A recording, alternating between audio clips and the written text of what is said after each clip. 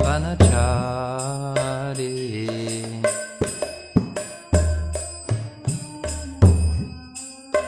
Yamunatira Brahmacari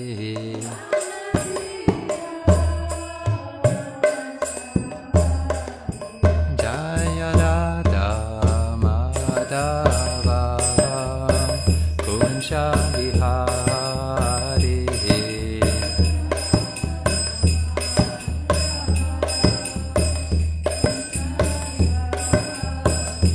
Jaya Radha Madhava Kunsha Vihari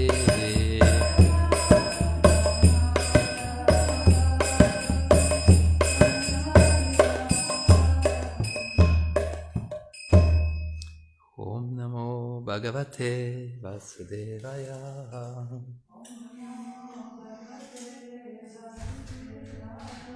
Om Namo Bhagavate Vasudevaya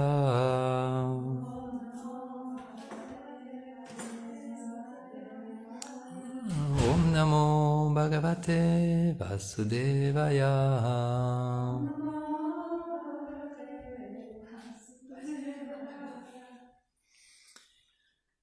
Hare Krishna, good morning. Thank you for being here. Vajanti, do you have a tissue?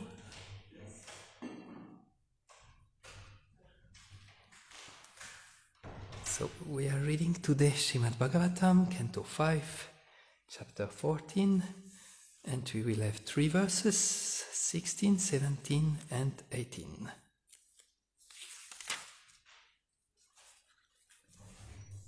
Thank you.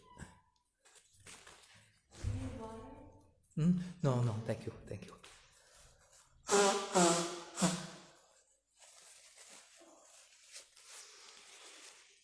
Okay, so we start with the 16, because there is no, this is prose, we will skip the Sanskrit, and maybe we will recite the Sanskrit for the verse 18, which is the last one.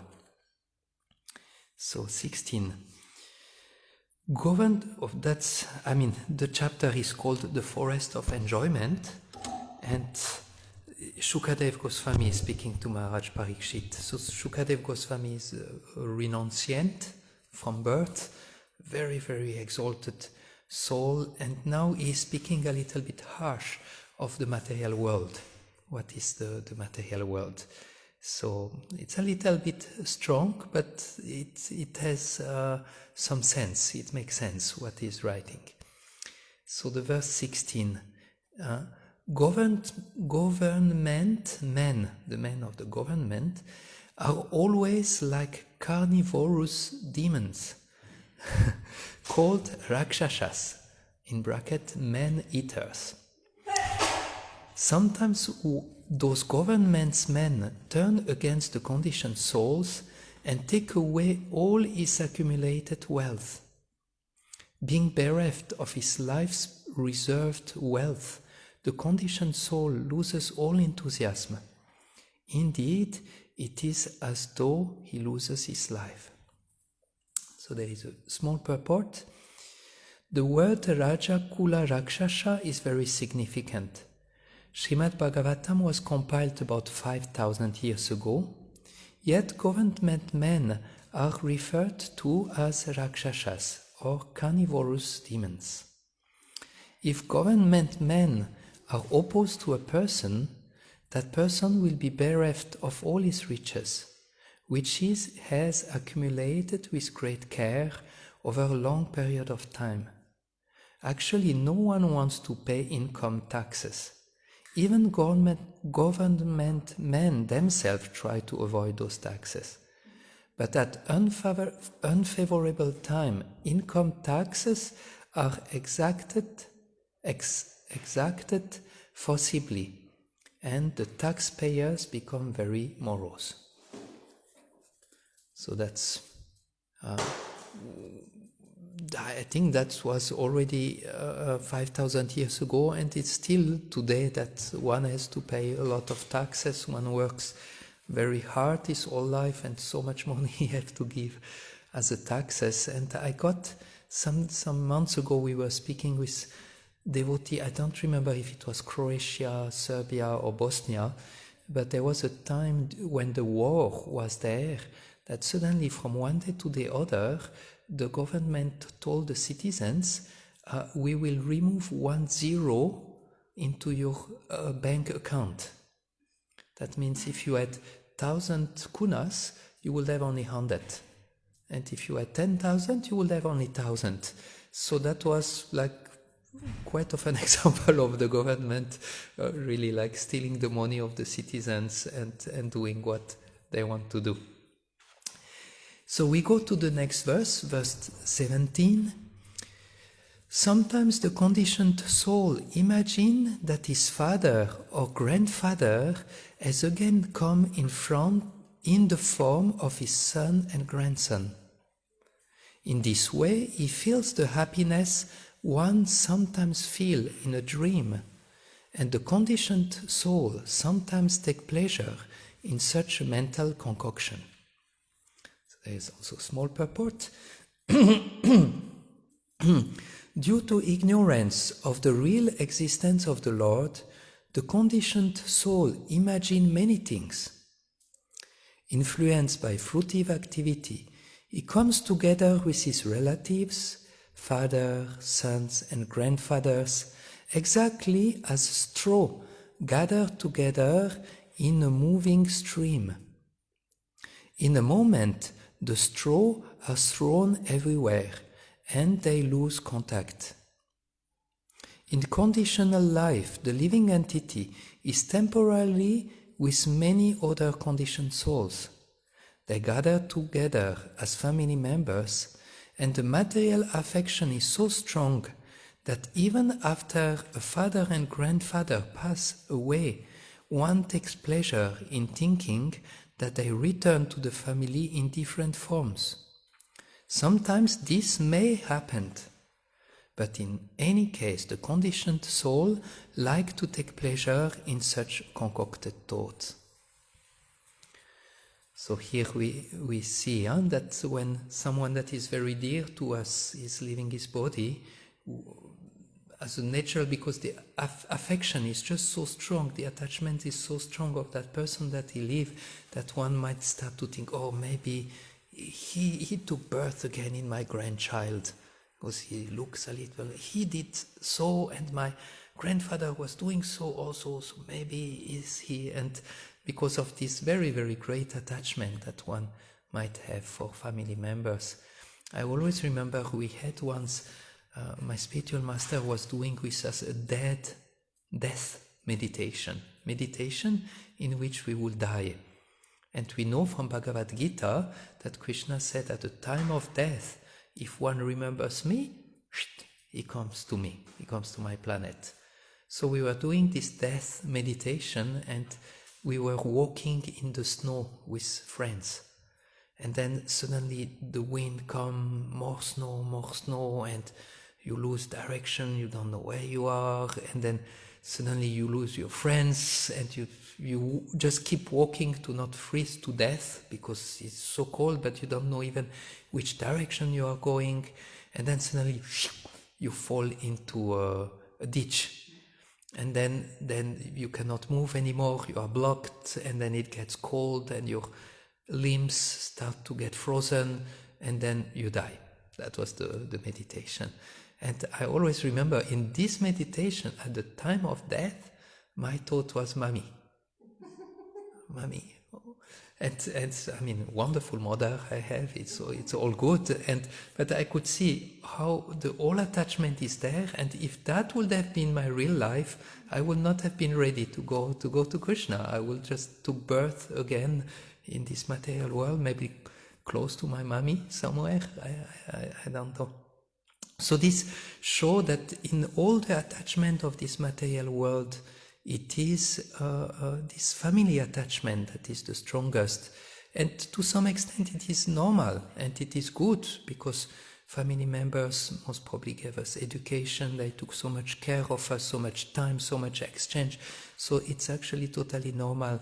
But we will see a little bit later in the lecture how that can be made in a Krishna conscious way. So we read the last verse for today, verse 18, and that's also, I thought it's Narada Muni speaking here, because it's very much about Brahmacharya, and Brahmacharya means celibacy, so it's very much about celibacy. I thought that must be Narada Muni, but no, it's Shukadev Goswami speaking. So here is the verse. In household life, one is ordered to execute many yagyas and fruitive activities. Yagyas are like ceremonies that are very elaborate, that demand a lot of care. Especially the Vivaha Yagya, the marriage ceremony for sons and daughters, and the sacred thread ceremony. Those are all the duties of a Grihastha. Grihastha is a married man, and they are very extensive and troublesome to execute. They are compared to a big hill over which one must cross when one is attached to material activities. A person desiring to cross over those ritualistic ceremonies certainly feels pains, like the piercings of thorns and pimples, endured by one attempting to climb a hill. Thus the conditioned souls suffer unlimitedly. Purport. There are many social functions for keeping a prestigious position in society. In different countries and societies, there are various festivals and rituals. In India, the father is supposed to get his children married. When he does so, his responsibility to the family is completed. Arranging marriage is very difficult, especially in those days. At the present moment, no one can perform the proper ritual or sacrifice, nor can anyone afford to pay for the marriage ceremony of sons and daughters. Therefore, householders are very much distressed when they are confronted by those social duties. It is as though they were pierced by thorn and hurt by pebbles. Material attachment is so strong that despite the suffering, one cannot give it up. Prahlad Maharaj therefore recommends Itvatma patam griham andyakupam vanam gatoyat darim ashrayeta. The so-called comfortable family position is compared to a dark well in a field. If someone falls in the dark well covered by grass, his life is lost, despite his cry for rescue. Highly advanced spiritualists therefore recommend that one should not enter the Grihastha ashram, family life. It is better to prepare oneself for Brahmacari Ashram, celibate status, for austerity, and remain a pure Brahmachari throughout one's life, so that one will not feel the piercing of thorn of material life in the Grihastha ashram. In the Grihastha ashram, one has to accept invitation from friends and relatives and perform ritual ceremonies. By so doing, one becomes captivated by such things, although he may not have sufficient resources to continue them. To maintain a Grihastha lifestyle, one has to work very hard to acquire money. Thus one is implicated in material life and he suffers the thorn pricks. So that's a little bit intense verses, but we will see. This is sometimes the scripture give like very powerful perspective in some different point, but if we see Srimad Bhagavatam in a wholesome way, in a general way, we can see it's more balanced, and we will look at that. So just a few prayers before.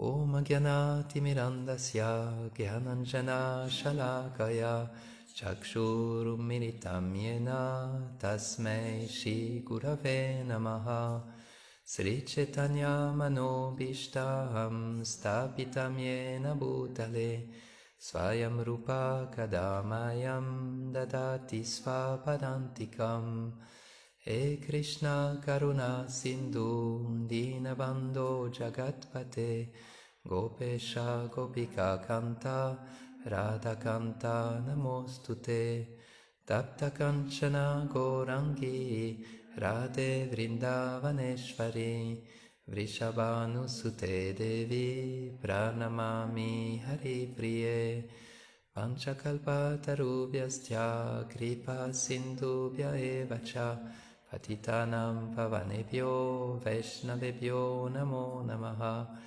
Jai Sri Krishna Chaitanya Prabhu Nityananda Shri Advaita Gadadhar Shivasadi Gaura Bhakta Vrinda Hare Krishna Krishna Krishna Hare Hare Rama Hare Rama Rama Rama Hare Hare Jayatam Surato Pangor Mama Manda Mater Gati Matsarvasva Padambujo Radha Madana Mohano Namaste Girirajaya Shri Govardhana Namine Shesha Kleshana Shaya Paramananda Daine. So requesting you your best wishes and blessings for the lecture today. So this verse is quite strong, the last one, the 18, and mainly speaks that material life is full of trouble, and I'm adding that spiritual life is full with ecstasy. So material life full of trouble, spiritual life full of ecstasy. Balance it a little. So the aim of this lecture is this, to be honest with oneself and being situated in the most helpful ashram where we are supposed to be, and learning how to overcome the strong material energy. So we will have 3 stations. One is, are religious ceremonies a trouble?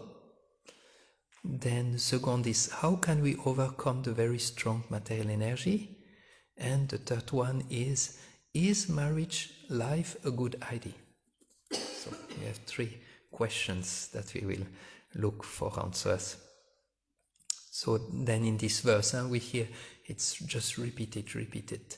So many trouble, crossing hill, getting pierced with thorn, falling in the well, unlimited suffering is like very, very strongly mentioned. So, and there in the purport also Prabhupada speak about those religious duties. And in India it's really not easy, because one needs to marry the daughters, and one needs to pay a lot of money to the husband, I think, for giving the daughters, and often they don't have the money to pay and they cannot marry, and it's like a huge anxiety in the mind of the parents.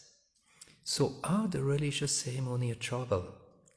Also Prabhupada mentioned that religious ceremony, just too difficult, you cannot really do them, it's strenuous, and so on and so forth. I remember I was once in the marriage of one Indian friend, Kunjabi Hari Prabhu from Munich. He was inviting us for his marriage in South India.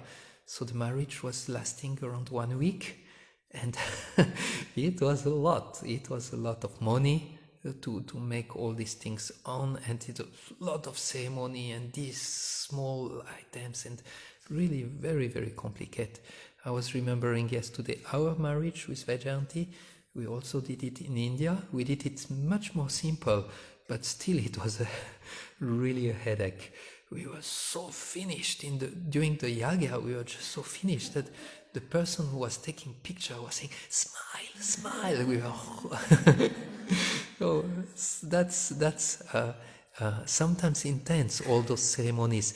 But why are those ceremonies very intense. Actually, there is a very good reason behind why those marriage and those ceremony are very complicated and demand a lot of attention. The reason is actually it makes a deep samskara in the heart, a big impression in the heart of those who marry, and that will help them actually to keep their whole life together.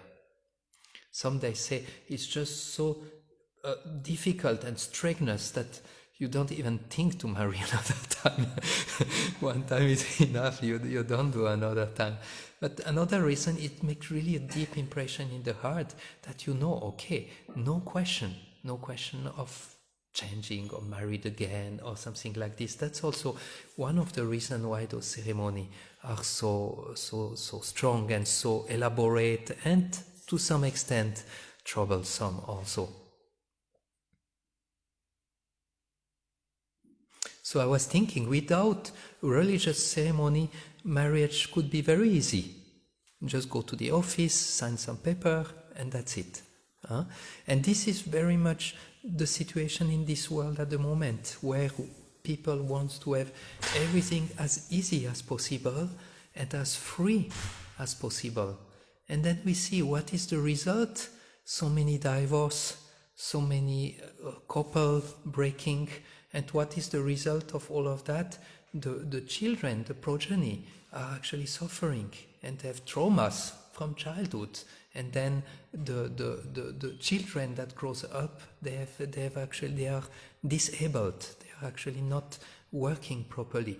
So that's the difference. We want to make everything easy and cheap in the general life, but the result is actually we have children that are not in a good state. So if we have to choose, better to have the trouble of marriage and religious ceremony but have wonderful children than to actually avoid the trouble of all the ceremony and have children that are actually not so abled, let's say like this. And then this religious ceremony, it's a progression. It's a progression in life. Therefore, we have those different ashram where first you live as a celibate and then you go into marriage life. Because here it looks marriage life is very much put it down. Too troublesome, don't do it. But actually it's supposed to be like upgrading, to go from celibacy to marriage life and then to the other ashram. But what I heard actually this morning from Radhanath Swami was saying that very rare are the celibates who can stay their whole life celibate. But those who can do that, they should definitely do that. They should definitely avoid the troubles of all what is going on in the world. For those who can, very less are those one. But otherwise, for those who cannot, to go to Grihastha Ashram is like progress. I remember we were meeting one devotee in India. He had been Brahmacari, celibate for around 20 years, and now he was getting into marriage life. And we met him, and he was very happy and very, proud of. He said, "I'm graduating into Grihastha Ashram." Because sometimes the vision, such vision of us, we could say to marry, it's like a fall down. It's like, oh, you will have so much trouble, you do the wrong things. But in the wholesome vision, for those who are more genuine with themselves to be in family life, it's actually upgrading. It's actually going higher. It's progressing, making progress. But devotees, they are beyond those very complicated ceremony. We do some of the ceremonies, but Prabhupada made it very simple and very, very clear for us how we can do, and not that we lose ourselves into all those ceremony and struggle too much. So Prabhupada made it a good mixture, because as a devotee, those ceremonies are not, they are important, but not too much. They are not the goal.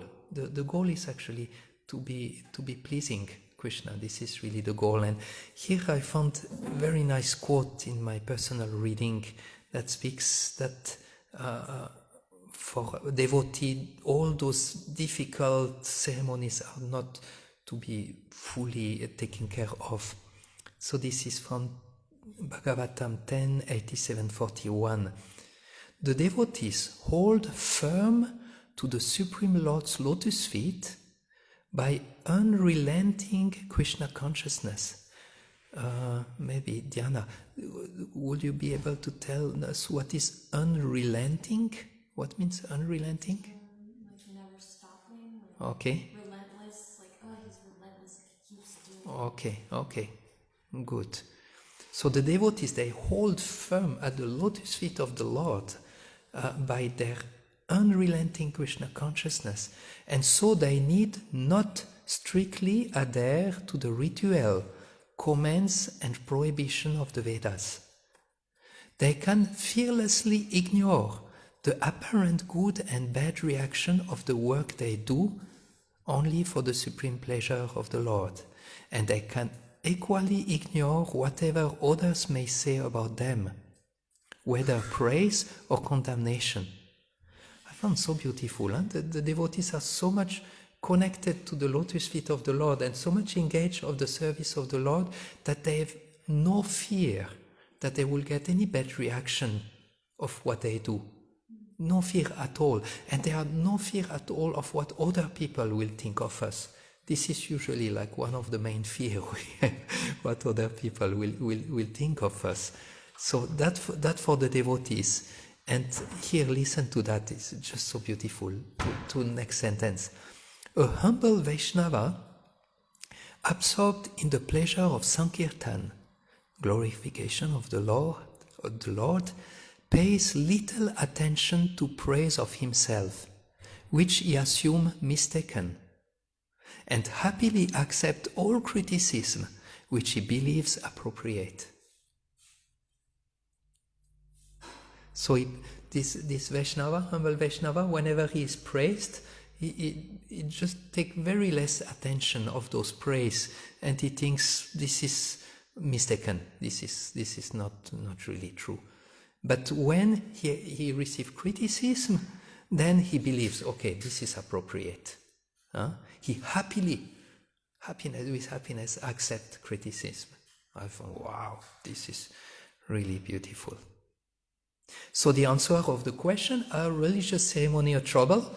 The answer is yes, they are trouble, but at the same time, they are very helpful for us to progress. So it's better when we have to go through the ceremony, it's better to do them nicely. And if we follow the line of the verse, if one can remain celibate, this is the best, but very rare. And it's very rare.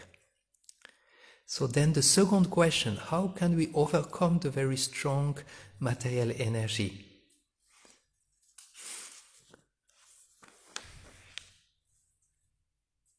Prabhupada was writing, that was even the verse, that those material desires, they are so strong that even though we suffer about them, we just cannot let them go. We all the time keep hanging on them. And like we were reading in the previous verse, the strongest attachment is connected to family members. Therefore, actually, when we follow the Vedic system of those ashram, we have Brahmacari, we have Grihastha, and then we come to Vanaprastha, which is supposed to be the stage where one slowly learns to detach, one slowly starts to prepare himself for death. This is usually around 50 years old, 55 years old. When the children are grown up, they don't visit us anymore so often. They are happy in their life. This is usually the time when one prepares himself and starts slowly to detach. It's not that one cut the relationship with the family members, but it's an inner detachment from inside.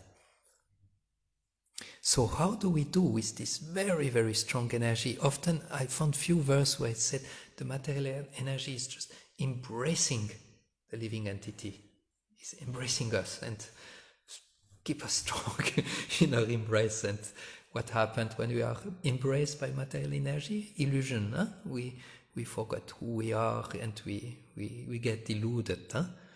So how do we get out of this embrace of the material energy? And this is an answer that Krishna gave in the Bhagavad Gita. Anyone knows? Maybe Narayani, you know? Or Vajanti, I guess Vajanti, you know? Okay, Vajanti.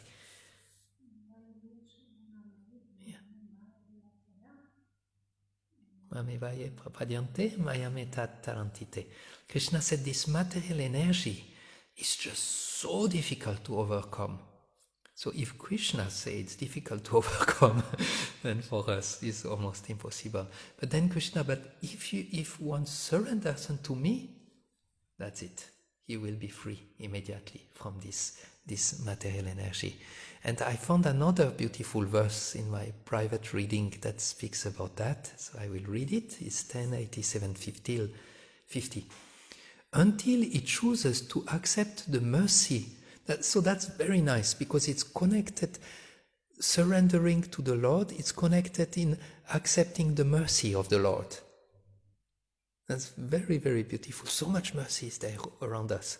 Association with Vaishnava, holy name, prasad, so much mercy.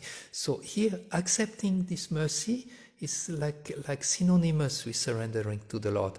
Usually we think surrender, oh no, thank you, not for me. We feel I want to be free, I don't want to surrender, and like this. But here it's very positive, it's synonymous with accepting the mercy of the Lord. So until he chooses to accept the mercy of the personality of Godhead, the Jiva soul is anushayi, helplessly bound up in the embrace of illusion. But when he turns to the Lord, he becomes anushayi, same word, in a different sense. And this means fallen like a road to pay obeisances at the Lord's feet. But that surrender, the soul easily casts illusion aside. And then let's see, I had another one.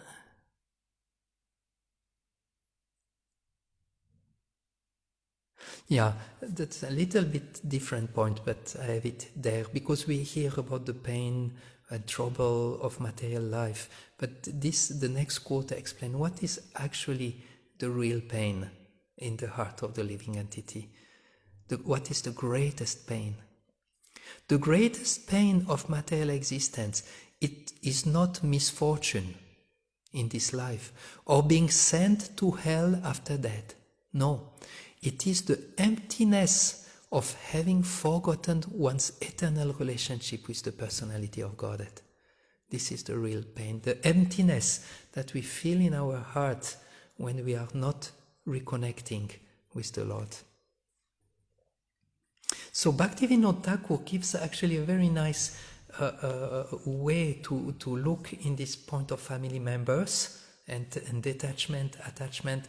And Bhaktivinoda Thakur, in one of these songs, he said, he's praying to the Lord, and he said, I see that all my family members belong to you. I see they are your possession, they belong to you, my Lord. Therefore, I'm very happy to be there for them and take care of them. So this is actually a very beautiful way we can deal with that, is that we don't see a family member, oh no, I should not be attached to them. We just connect with Krishna, we just see they are actually part of the Lord, they are actually belonging to the Lord. And then one can serve them, exchange with them in a beautiful way without being attached by material energy. And then the last point we have for today, is marriage a good idea or not? Because this verse seems to say, be careful, you will have to struggle. And in one sense it's right, but those struggles, they are also helping us to purify, they are also helping us to mature in our life.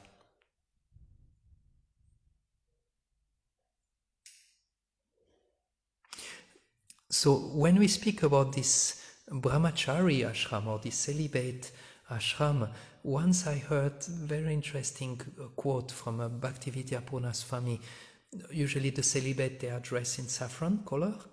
And Bhaktivedya Purna Swami was saying there are 3 types of brahmachari. One is the orange club brahmachari. I'm part of the club, very superficial, just happy to have the external saffron cloth. Second type is the one who is going through the ashram to get training. It is said that actually the best married people are those who got training in the Brahmacari Ashram. And then the third one, he said the third one is called Neshtika Brahmachari, and this one has the capacity to remain his whole life celibate. And this one has never ever had a thought of woman or anything. He's just like his whole life, he can remain like this. And he's very happy and very powerful in his ashram. He's not forcing himself to remain brahmachari, maybe for avoiding to go into the difficulty of marriage life. My spiritual master often said brahmachari should be for those who are really in the fire of spiritual life. It should not be a waiting room for Grihastha ashram. So sometimes it happens that one say, I remain brahmachari because I don't want to go to the struggle of marriage life, and that's actually not good. It's better for them actually to marry and go through this struggle and get purified. And therefore Prabhupada writes in his purport, one should remain a pure brahmachari. That means the one who was always pure, who never had actually those other contamination in his mind. And there we can see when Prabhupada was here and he started Krishna consciousness, he saw all those young hippies and he just said, okay, I will marry you.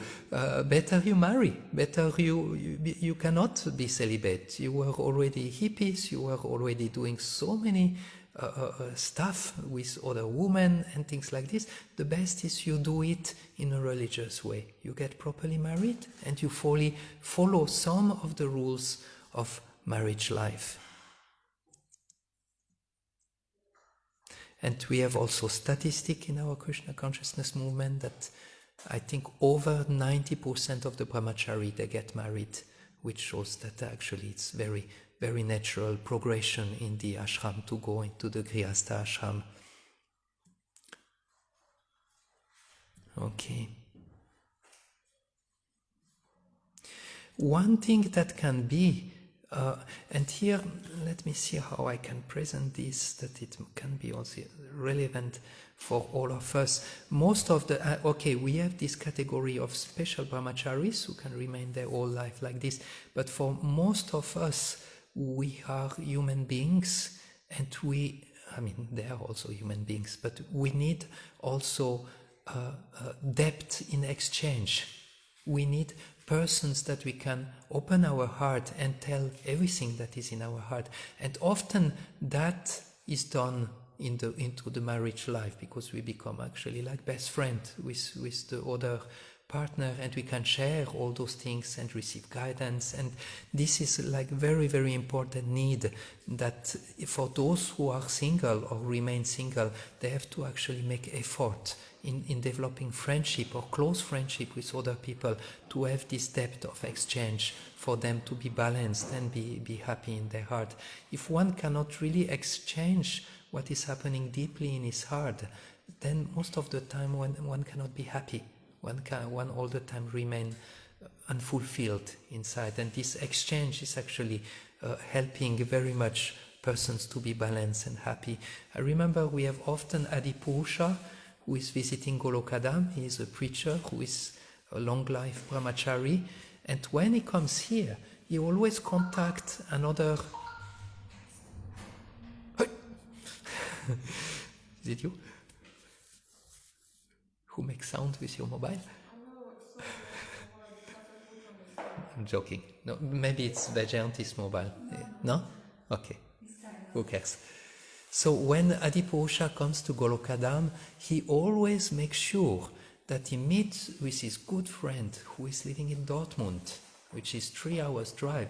But every time I can see he's making endeavor to actually work into this friendship, to develop this friendship with other devotees. And for those who are not married, or sometimes one may be married but don't have this close association with the husband, that can also happen. But we all need these persons we can open our heart without any fear of what the person will do, knowing we will not be judged for what we are saying, with whom we can exchange. This is very, very much important in our life to be happy. Okay. So I think that's... Oh my God, I had one more page of note. Maybe I will read a last quote.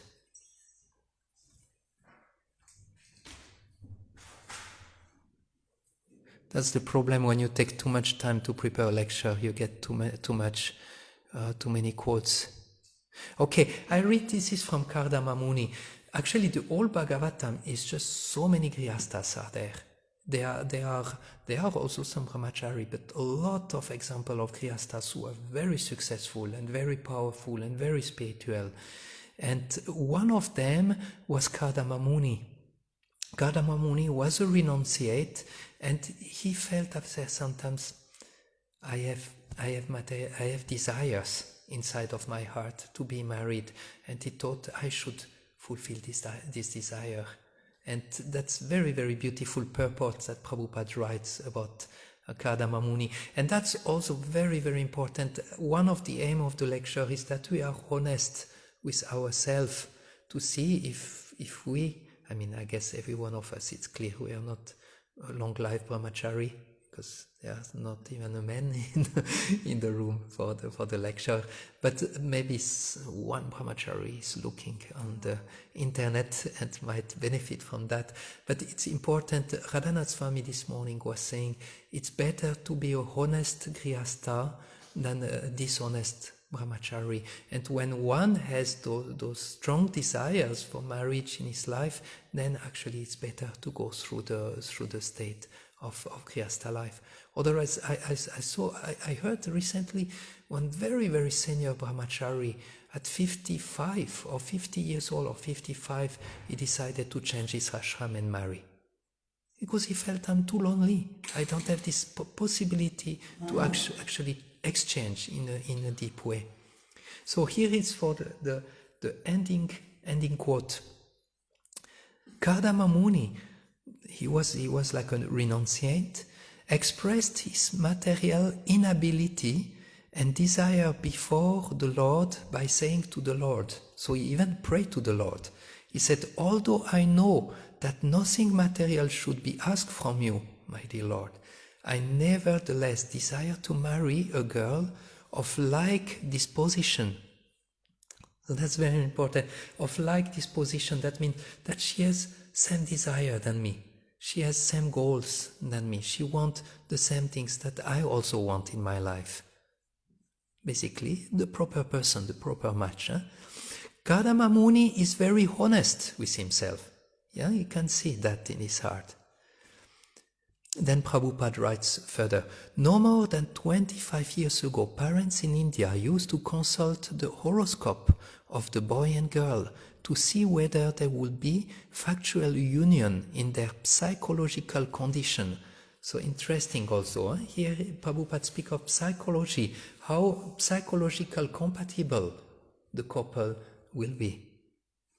Those considerations are very important. Kardama Muni wanted to have a wife of like disposition because a wife is necessary to assist in spiritual and material advancement. So the wife is there supporting the husband in material and spiritual advancement. It is said that a wife who yields the fulfillment of all desires in religion, economic development and sense gratification.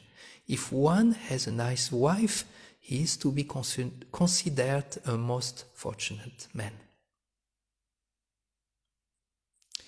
Good, so that was what I prepared today. I'm not sure how relevant it was for the audience in the temple in Golokadam, but I think this point of finding the proper proper partner, for maybe for those of you who are not yet married. I think it's something very important. Also, I think in the capacity of how much one wants to be involved in spiritual life. Sometimes one wants to be fully dedicated, and the other one feel, yeah, I'm happy if I just come on Sunday to the temple, and for me it's that enough. It's very, very important to check those things nicely before. And I think there was this point that might be relevant, to have persons that we can really open our heart and be ourselves and not fear to be criticized or to be betrayed or like this, so that we can really be balanced and happy in our heart. I think that was one important point that came up. Yeah, that's so. All those religious ceremonies from the Veda, Prabhupada make them a little bit more simple for us, for the devotees, but they are helping us, and they are helping us in the progress. This is all this Varnashram Dharma is a way of making us progress through getting purified, and we get more and more Krishna conscious. So it's not you have to reject all what is matter. You use what is matter in a proper way according to the rules of the scriptures, and you get purified, and you get closer and closer to God, while remaining in the world, while doing all the activities that are necessary for marriage people. Good. So I hope I did a good balance in between these verses that are a little bit strong against Grihastha Ashram and speak mainly of the negative aspect. And the main point of that is, for the few who are able to remain brahmachari, they should really do it. But for all others, better to be honest and to go through it, get purified, and become even more Krishna conscious. I can see in my life, when Vajayanti came in my life, it was such a support and such a strength, that such a help. So it can be actually very helpful if the match is properly working. Good. I don't know if you have any questions, any comments. Yeah, Narayani. To the point that the Microphone. man and husband are should be like, or not should be, but sometimes are like best friends. So for me, husband, man are men and women are women. And I think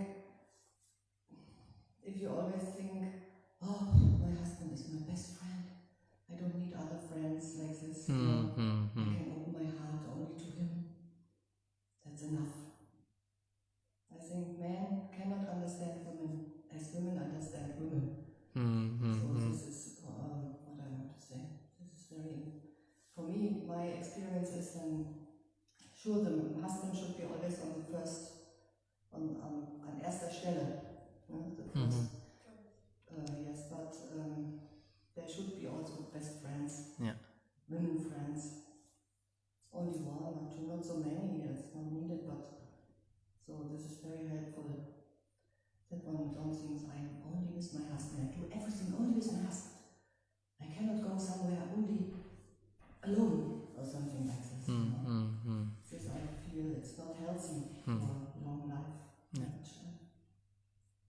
You also have to see who you are. Your needs alone as a human being. Like this. Thank you. Therefore, we see in India, most of the times men are with men and women are with women, because they are some they say they are from a different planet, the men and the women, and it's actually very natural. And I see in the life of my parents, who were just very, very often the two together, then at the end there is an inability to connect with other people outside.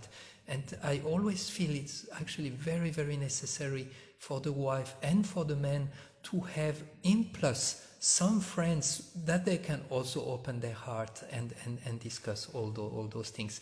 But it needs quite some time, some investment to have such a friend, to have really someone that you can trust in and you can really open.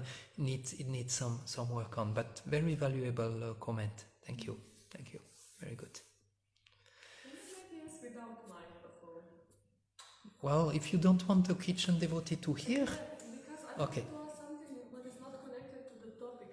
Because I have a question actually, because we are reading these verses and it's quite the same topic. Like for like let's say 3 or 4 classes, like you understand. I think the whole chapter even we are... Yeah, I mean, So is it possible, and maybe some temple does like this, like that we just read a few verses which are the same in one lecture and then maybe go on another topic? I don't know if this is controversial question, but yeah, especially if there are these topics in which I think all of us are not so like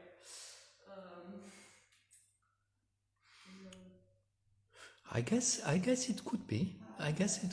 Huh? No? I mean, I do feel that Prabhupada, if you look in the purport, for example, I will have one that is all about sex.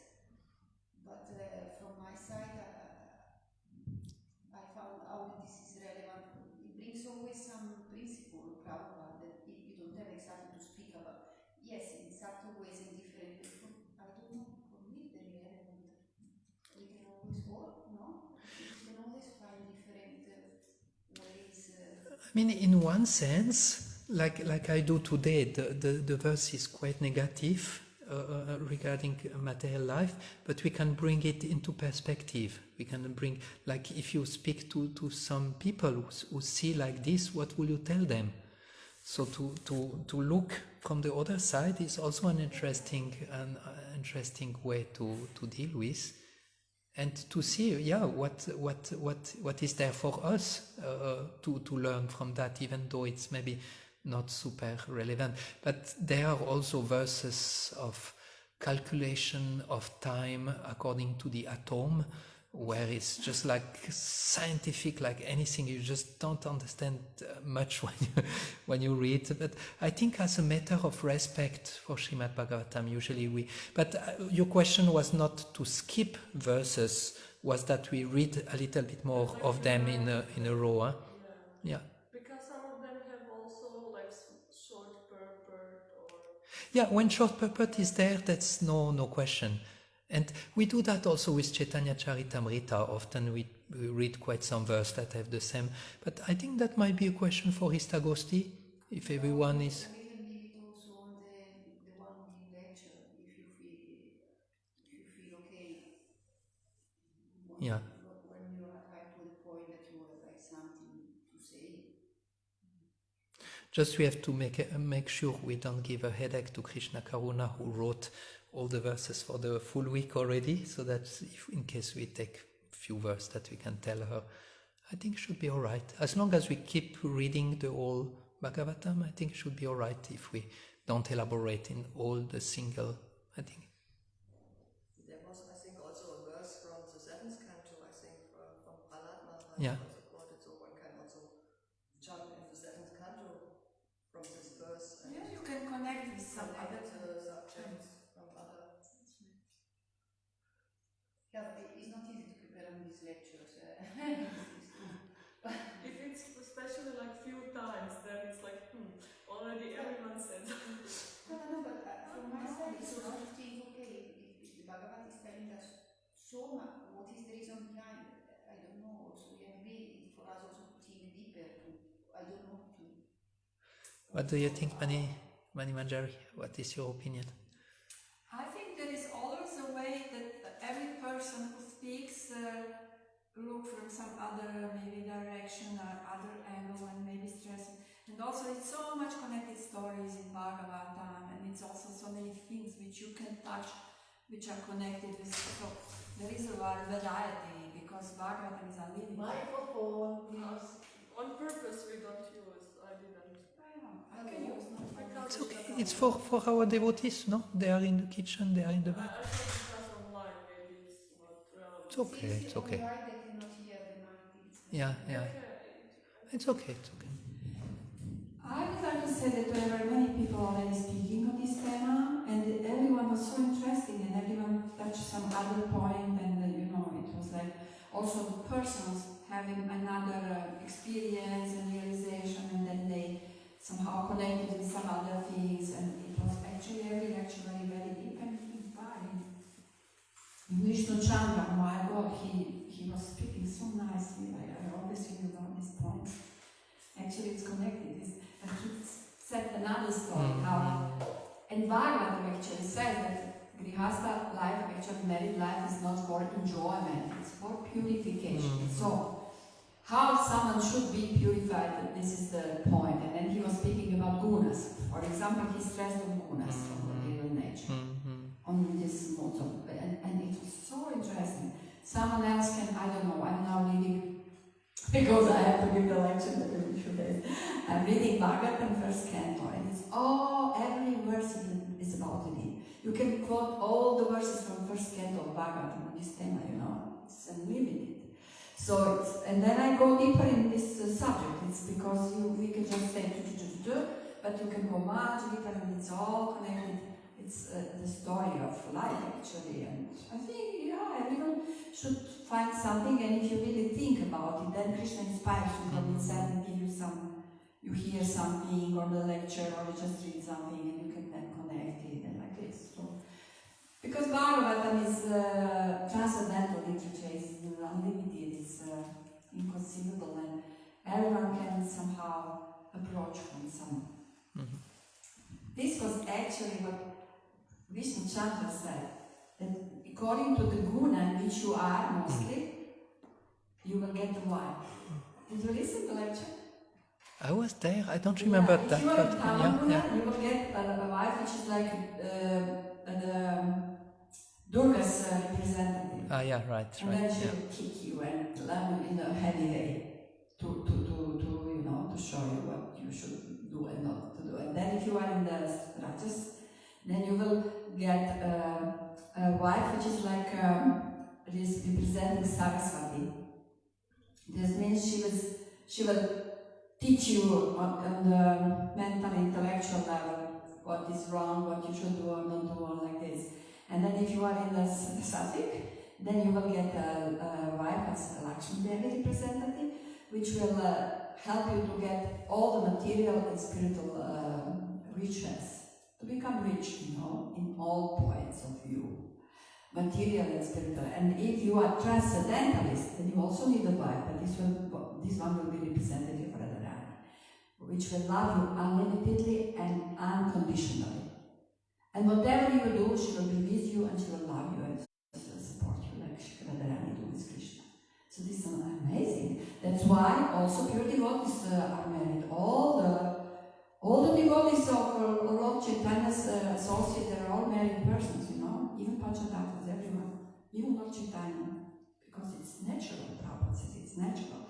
So there are always many points how you can approach the tema, from Tamaguna, Rajaguna, from Sattva-guna, and from transcendental point of view.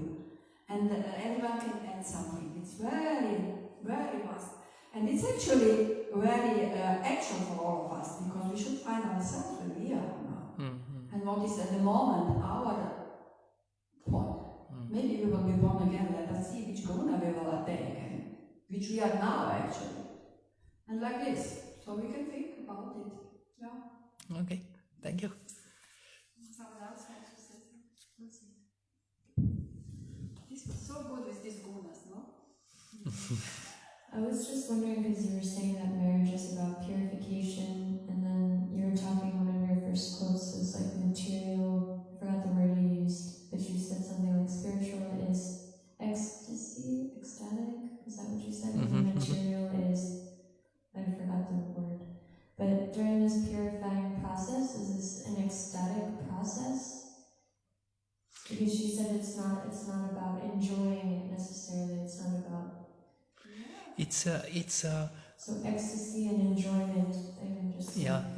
The idea is you have one is called Grihastha, that's the one we often hear, and one is called Grihāmedi. So the Grihāmedi is without the spiritual vision, is married life without spiritual vision, and is let's just try to enjoy each other, and it's most of the time like one is exploiting the other for what one wants. But the other side is the Grihāmedi, the Grihastha, yeah, that was the Grihastha. The Grihastha, he has the spiritual vision, and he understands if I try to exploit my wife or if I try to just enjoy separately from the spiritual understanding, I would just suffer. So then one can enjoy, one can have pleasure, but together with God. And this is actually what brings the purification by going through that. And then one feels this ecstasy, one feels this deep happiness and this deep fulfillment because God is in the picture. God is there. My Gurumaj say always, when there is marriage ceremony, say, don't think that just the two of you are married. You are making a marriage with three persons. Krishna is in the center. Krishna is with you into the marriage. So this is the ecstatic way of marriage life. Still, one ecstasy is really there when one is purified and one is getting close to Krishna and can connect with Krishna. Before one feels some happiness and some already it makes sense. It may already make a lot of sense. That's already like a nice step. And I think for the life of devotees like us, we all have experience of feeling sometimes. Some they might feel uncomfortable to say ecstasy because that's a very high level, but very deep feeling of happiness and connection. And this can be attained when our life has meaning and when we are connected actually with the essence of all the things with God. Then one can still enjoy pleasure of this world, but we do it in a spiritual way together with the Lord. The problem is when we put the Lord on the side. Thank you, Lord, you gave me everything, but you do your life, I do my life, and I will try to enjoy. So this is actually what is not allowing this deep satisfaction to come in our heart when we separate ourselves with the Lord. So in that, one can go into marriage life and Grihasthas have a license for eating nicely, therefore having a comfortable place to live, and like this, that's according to the scripture. There is a license to have comfortable life still, but it's just always keeping God with us. Yeah. See, actually, sometimes someone can think that if you are Grihastha, that you are like not renounced, but actually Grihastha Ashram is not even more renunciation and more responsibility, because you have, if you are really Grihastha, you follow all the principles, you will you will just have a sexual life for procreating the Krishna conscious children, and then you will be renounced, and you are his wife, and you should be renounced, It's more renunciation than someone who is living alone, And also more responsibility for your wife, for your children, how to support them. It's actually much easier to be a brahmachari, It's an easier life, just wandering around, more responsibility for family, for others, and no, I'm renounced. Grihastha should also be renounced even more. And it's even not easy because he has a nice wife with him, So it's like, it's actually not easy ashram. And one who really accepts it, if he really do it properly according to the Shastra, then it's really very responsible ashram. And also, if there are no Grihasthas, how the future will go on, where will be the children who will continue the Actually, in Islam, the way they spread Islam is not by preaching, it's by making children. Yeah. Did you know they spread Islam by having many children and making them good Islamic children, and they grow, and that's the way actually Islam is growing. To children Krishna conscious, it's a heavy task. First of all, you should do it by example, and then what to support them. Last comment, then we stop. It's a little over. Janti, you had something? No? Okay. And I just wanted to say, I was doing for my master degree also like comparative religion, something like that. And actually in Jewish also, I was interviewing one person and she told, what is like the best thing in life? Marriage life. And actually every tradition like Christianity, Judaism, Muslim, they're all like very protective to the family. So it's so nice because this institution is very much like, stable, and people are supporting. And it's so nice to see people who actually live their faith like in the family. Always when I went to the church, when I saw these families, it was like really very inspiring. Thank you. Good, so we stop here for today. Thank you for being here. Wish you a wonderful day. And there was also this point important of not getting stuck in the embrace of illusion by accepting the mercy of the Lord and surrendering happily to His lotus feet. Good. Gaurahari Srimad Bhagavatam ki jai.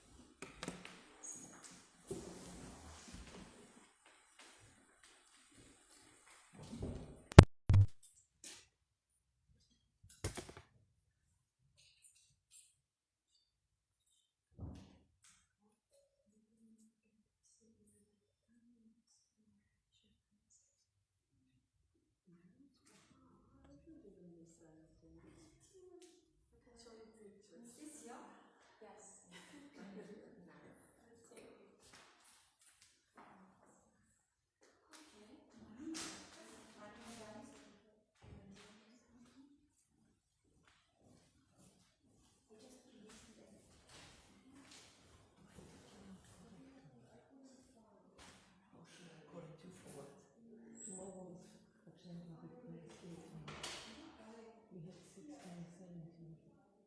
It was written 16, 18. Yeah, but then I told you first 16 and 17. And then this was a mistake. You saw Vajrayana 18 and you were 18. Oh, this I did not look further.